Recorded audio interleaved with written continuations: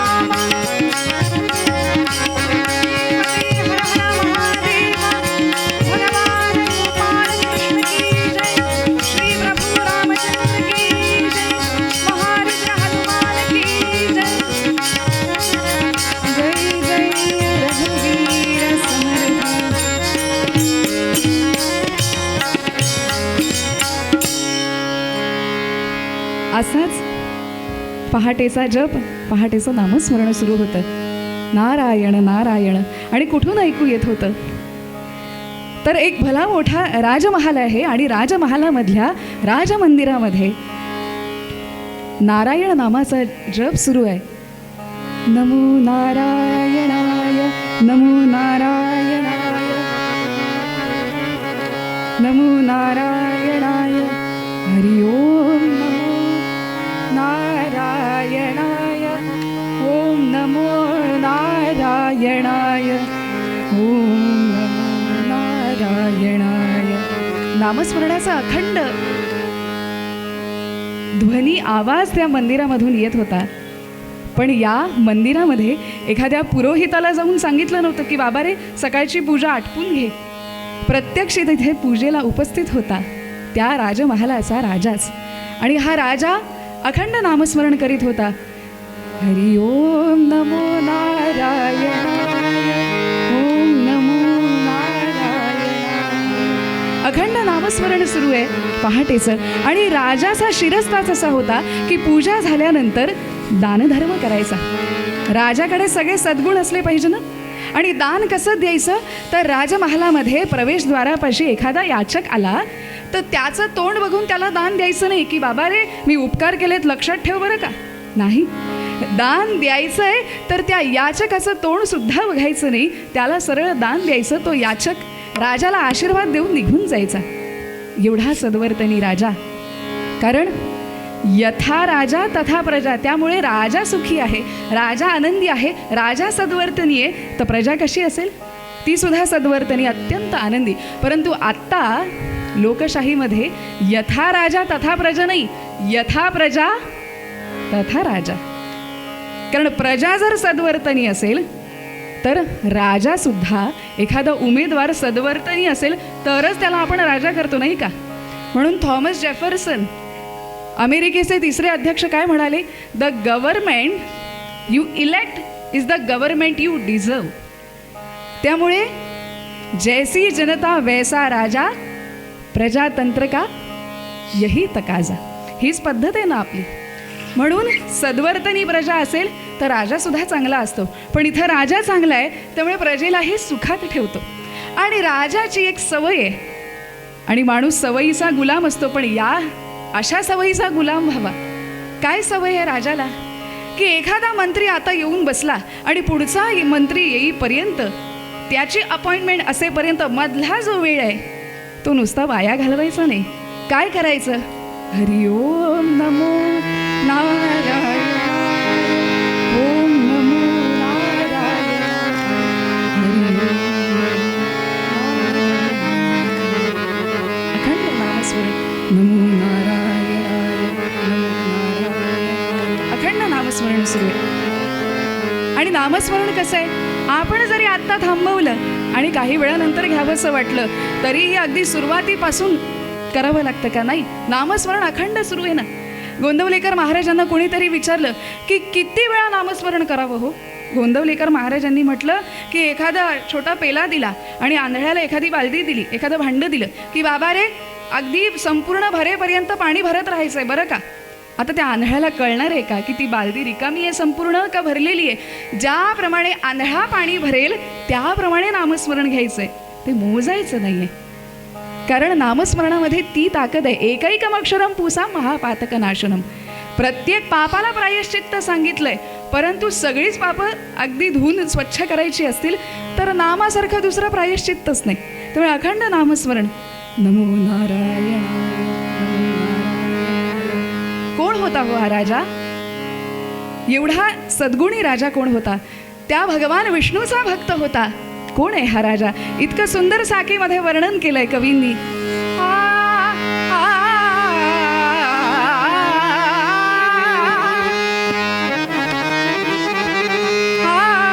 नृपकुल भूषण इंद्रद्युम्न नृपा, नृपकुल भूषण इंद्रद्युम्न नृपा, द्रविड देशाधिपती. नृपकुल भूषण इंद्रद्युम्न नृपा, द्रविड देशाधिपती. द्रविड देशाधिपती. नृपकुल भूषण इंद्रद्युम्न नृपा, द्रविड देशाधिपती. अगस्ती ऋषिकेशापकारणसे, अगस्ती ऋषिकेशापकारणसे, अगस्ती ऋषिके, अगस्ती ऋषिके, अगस्ती ऋषिकेशापकारणसे. भयाभिजन भोगाची राम साधुजी, राजा राम.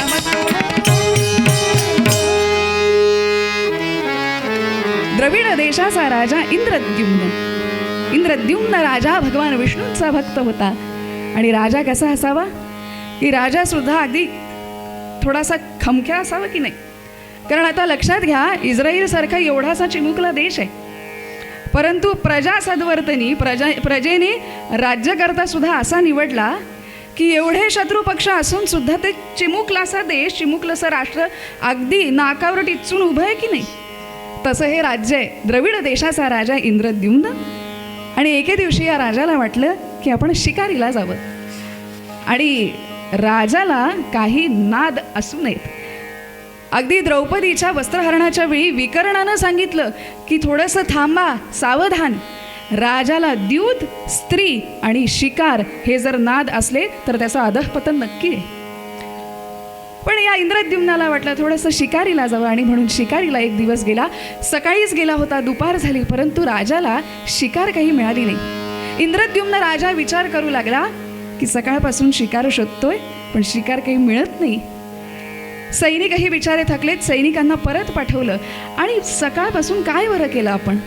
काही कोणाला दुखवलं का? काही चुकलं का की आज शिकार काही मिळत नाहीये? आणि वेळ वाया जायला लागला की राजाचा शिरस्ता आहे. काय करायचं? वेळ वाया जायला लागला की नामस्मरण सुरू करायचं. आणि तिथं एका खडकावरती राजानं हातपाय धुतले आणि इंद्रद्युम्न त्या खडकावरती नामस्मरण घेत बसला आणि ध्यान करू लागला त्या भगवान विष्णूंचं. शांताकारं भुजगशयनं पद्मनाभं सुरेशं विश्वाधारं गङ्गाधारं गगनसदृशं मेघवर्णं शुभाङ्गं लक्ष्मीकान्तं कमलनयनं योगिभिर्ध्यानगम्यं वन्दे विष्णुं भवभयहरं सर्वलोकैकनाथं भगवान गोपाल कृष्ण महाराज की जय.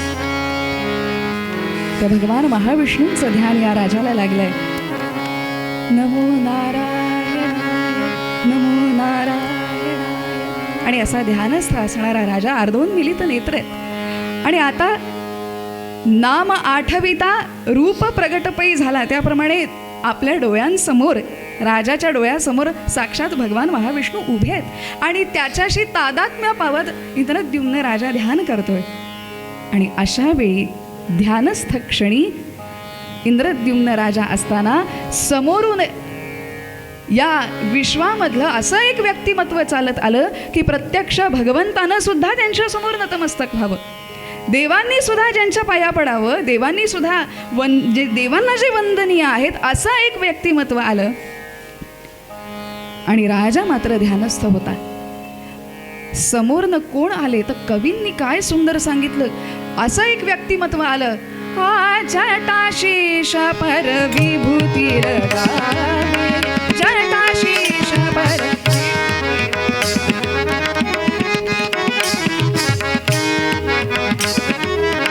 जटाशीष पर विभूती लगावे.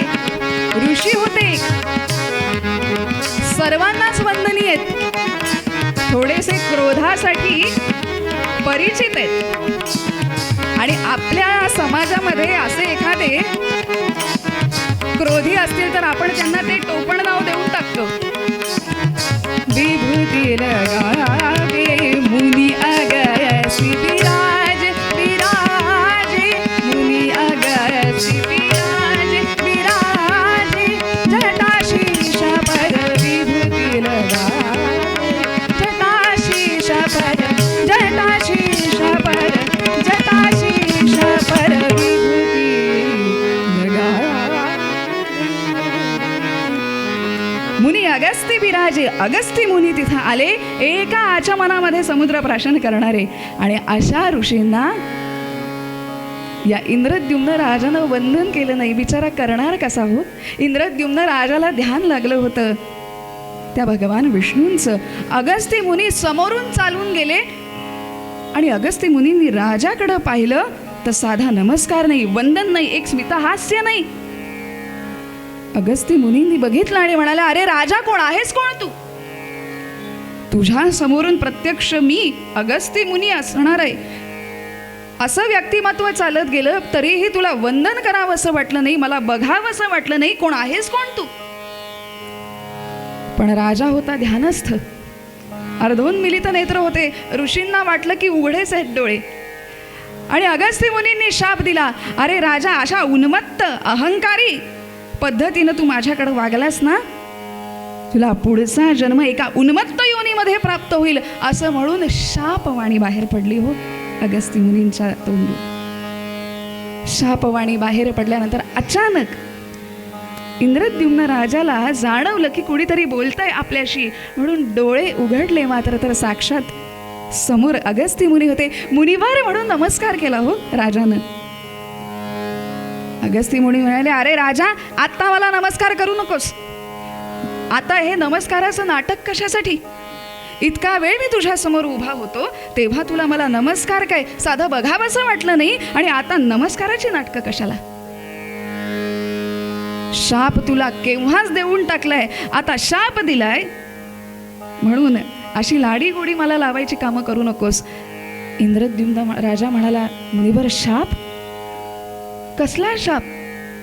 अरे राजा, ज्या अहंकारी पद्धतीने अत्यंत उन्मत्तपणे तू माझ्याशी वागलास म्हणून पुढचा जन्म उन्मत्त योनीमध्ये प्राप्त होईल, हत्तीचा प्राप्त होईल असा शाप दिला मी तुला. राजाच्या डोळ्यामधून घळाघळा अश्रू व्हायला लागले. मुनिवर, शाप दिला म्हणून डोळ्यामधून अश्रू आले नाहीत, तर मी तुमचा अपमान केला असं तुम्हाला वाटतं का? मुनिवर, स्वप्नातही मी तुमचा अपमान करणं शक्य नाही हो. माझ्या लक्षात आलं नाही. मी ना भगवान विष्णूंचं ध्यान करत होतो हो, त्यामुळे तुम्ही माझ्यासमोर आलात ते माझ्या लक्षात नाही आलं. तुमचा अपमान करावा जाणून बुजून असं माझ्या मनात अजिबात नव्हतं. खोटं बोलू नकोस राजा. उशाप मिळावा म्हणून आता तू विष्णूंचं ध्यान लावून बसला होतास असं मला सांगतोस. खरोखर मुनीवर तुमच्याकडे सिद्धी प्राप्त आहे. तुम्ही स्वतः सामर्थ्याने बघा. भगवान विष्णूंची गळ घातल्यामुळे, त्यांचं नाव घेतल्यामुळे मुनींनी आपल्या सामर्थ्याने डोळे मिटून बघितलं. अरे अरे अरे अरे अरे, फार वाईट वाटलं. फार क्रोधी होते, पण तेवढेच क्षणाचा क्रोध होता हो. खरा भक्त कोण आहे हे भक्तालाच समजतं ना. भक्ताची लक्षणं समजली इंद्रद्युम्न राजाची.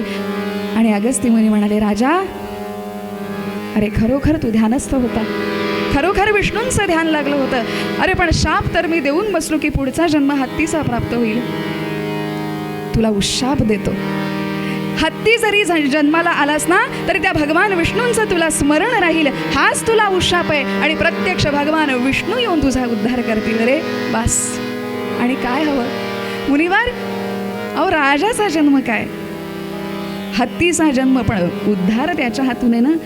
इतना तो करना स्वामी जब प्राण तनसे निकले गोविंद नाम लेकर. अहो त्याच्या मांडीवरती प्राण सोडावे याच्यासारखं भाग्य आहे का? म्हणाले झालं बस. हत्तीचा जन्म मिळाला तरी उद्धार त्याच्या हातून आहे. मी स्वीकारतो तो जन्म. त्याचं स्मरण मला करता येईल त्या जन्मामध्ये. माझ्यासाठी फार आहे. तिथंच या इंद्रद्युम्न राजानं देह सोडला आणि पुढचा जन्म प्राप्त झाला तो त्रिकुट पर्वताचा गजेंद्र नावाचा हत्ती म्हणून. गजेंद्र नावाचा हत्ती झाला आणि त्यानंतर आपल्या परिवारासोबत राहू लागला. सगळ्या कळपाचा राजा झाला, प्राण्यांचा राजा झाला. या त्रिकुट पर्वतावरती हत्ती होता. आधी इंद्रद्युम्न, तेव्हाही राजा, आताही हत्तींचा, प्राण्यांचा राजा. आणि त्यामुळे सगळ्यांचा सांभाळ करायचा आणि चांगले सुखाचे दिवस चालले होते. आणि करता करता या त्रिकुट पर्वतावरती एक दिवस दुष्काळ पडला. दुष्काळ पडल्या म्हटल्यानंतर सगळेजण धावून आले त्या गजेंद्राकडे, कारण राजा होता. पाणी नाही, चारा नाही, पाला नाही, खायला फळं नाहीत. मुकी जनावरं बिचारी कुणाकडे टाहो फोडतील. नळाला एक दिवस आपल्या घरी पाणी आलं नाही तर आपले किती हाल होतात विचार करा. दुष्काळग्रस्त भागी जाऊन पहा. आणि असा दुष्काळ, आम्हा गोवेकरांना दुष्काळ माहीत नाही, पाण्याची टंचाई माहिती आहे, पण दुष्काळ हा महाराष्ट्रानं अनुभवलेला आहे. असा दुष्काळ पडला, पाण्याचा थेंब त्या आकाशामधून कोसळतोय की नाही याची सगळे वाट बघताय. आणि गजेंद्र या सगळ्या कळपाला घेऊन फिरतोय, त्रिकुट पर्वतावरती फिरतोय की कुठं पाणी मिळेल का. काहीतरी चकाकतंय, प्रचंड ऊन आहे आणि त्या प्रचंड उन्हामध्ये इथं काहीतरी चकाकतंय, पाणी असेल, पाणी असेल. सगळे हत्ती, सगळी जनावरं तिथं धाव घ्यायची, पण मृगजळ आहे, पाणी चकाकतंय खरं. दुसरीकडे धावत गेली, तिथंही पाणी नाही. तिसरीकडे धावत गेली. करता करता त्रिकुट पर्वत पिंजून काढला आणि त्रिकुट पर्वताच्या पायथ्याशी चालत चालत आले. आणि एक दिवस काहीतरी चकाकल्यासारखं दिसलं. या गजेंद्राला वाटलं पाणी असावं, पण इतके दिवस फसतोय खरं आपण की पाणी आहे पण चकाकणारं मृगजळ असतं. म्हणून गजेंद्र म्हणाला, थांबा, मी जाऊन येऊन पाहून येतो. असं म्हणून गजेंद्र थोड्याशा आशेने गेला गेला गेला. चकाकणारं खरं आहे की नाही पाणी, खरं आहे की नाही. गेला समोर तर काय सांगू हो. इतक्या दिवसांनी हाल अपेष्टा सोसल्यानंतर, पूर्ण जंगल पिंजून काढल्यानंतर त्या दिवशी पायथ्याशी साक्षात स्फटिकाप्रमाणे शुभ्र असं, स्फटिकाप्रमाणे शुभ्र, ज्यामध्ये स्वतः झाडं आरशामध्ये डोकावून आपलं रूप पाहावं तसं त्या सरोवरामध्ये पाहत होती. इतकं शुभ्र सरोवर सापडलं. चित्कार केला गजेंद्राने आणि आपल्या सगळ्या बांधवांना बोलवलं. काय सरोवर होतं. हेम कमल कलिका पंक्ती शोभती सरा, हेम कमल कलिका पंक्ती शोभती सरा.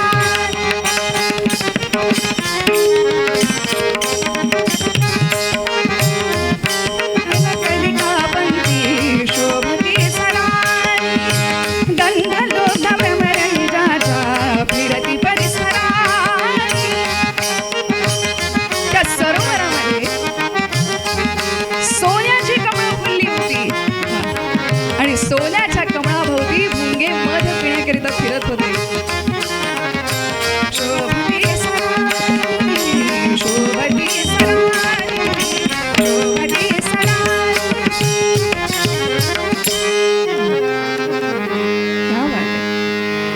सरोवरामध्ये सोन्याची कमळ फुलली होती आणि त्यामध्ये सगळे भ्रमर आस्वाद घेत होते.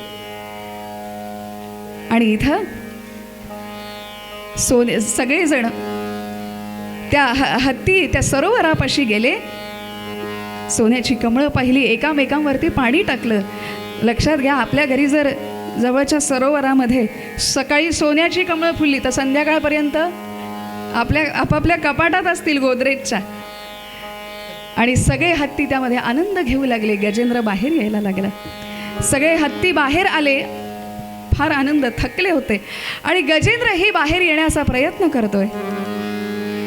वाटलं कुठेतरी कमळाच्या देठामध्ये पाय अडकला असेल म्हणून थोडासा हिसका दिला, तरी पाय बाहेर येईना. हत्तींना बोलावलं मदतीला. हत्ती ओढतायत, पण तेही थोडेसे घाबरले की अजूनही कसा हा बाहेर येत नाही, म्हणून तेही थांबले. आणि गजेंद्राने ह्या सरोवरामधून पाय बाहेर का येत नाही म्हणून मागे पाहिलं तर त्या सरोवरामध्ये स्फटिकासारखं शुभ्र पाणी आता रक्ताच्या तवंगानं भरलं होतं. आणि म्हणून हे हत्ती निघून चालले होते. जर असं बारकाईनं पाहिलं तर त्या सरोवरामधली एक मगर त्यांना ओढून घेऊन जात होती. गजेंद्राला लक्षात आलं, हिसका दिला, पण मगर काही सोडायला तयार नाही. नक्र स्वस्तान मासाद्यम गजेंद्रम अपि कर्षति. ओढायला लागली, पण हा काही तयार होईना.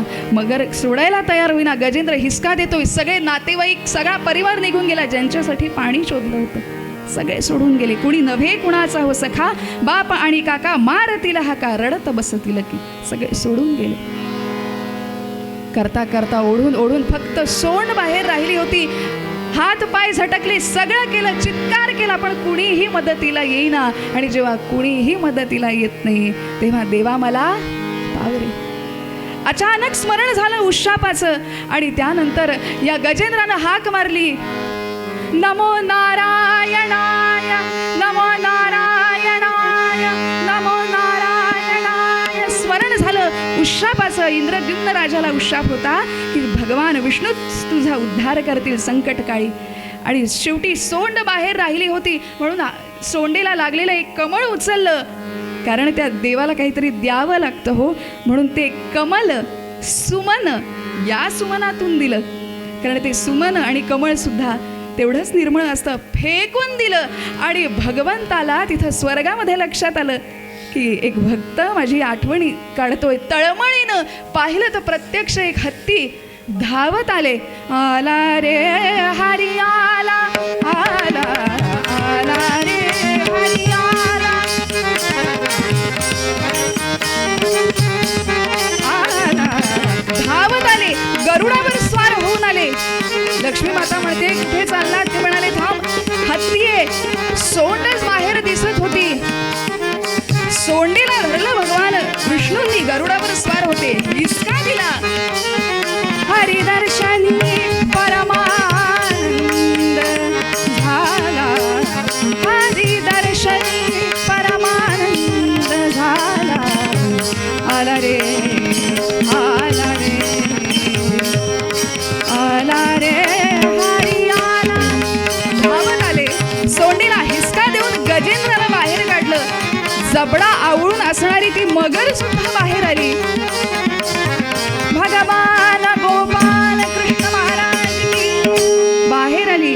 गजेंद्राचा उद्धार केला, मगरीचाही उद्धार केला. भागवतामध्ये सुंदर श्लोक आहे, तस्मै नमः परेशाय ब्रह्मणे अनंत शक्तये अरूपायो रुरूपायो नमः आश्चर्यकर्मणे. गजेंद्र मोक्ष नावाचं स्तोत्र आहे, त्यामध्ये हा एक श्लोक आहे की तुझं नाव माहीत नाही. गजेंद्र प्राणी आहे ना, नाव माहीत नाही, पण या जगाचा नियंता आहे. कुणीतरी करता करविता आहे. त्या करत्या करविताला हाक मारली आणि यानं उद्धार केला. त्या मगरीचाही उद्धार केला. गजेंद्रने म्हटलं देवा, मगरीचा, माझ्या शत्रूचा का उद्धार? भगवंतानं उत्तर दिला, अरे गजेंद्रा, माझ्या भक्तांचे जो चरण धरतो त्याचा उद्धार मी आधी करतो. म्हणून अशांचे चरण धरावे की समाज आपलं आचरण करायला लागतो. आणि गजेंद्राचा उद्धार झाला. आणि म्हणूनच आपल्याला सांगतात ना की प्राण्याचा सुद्धा उद्धार करण्या एवढं उदार मन त्या भगवंताचं आहे आणि प्राण्यालाही भगवंत प्राप्त व्हावा एवढं भक्तीमध्ये सामर्थ्य आहे. आणि म्हणून अशीच भक्ती आपण करावी आणि भक्तीचं बीज ते प्रेम आपल्यामध्ये रुजावं हेच मागणं परमेश्वरापाशी मागूया. पुंडलिका वरदे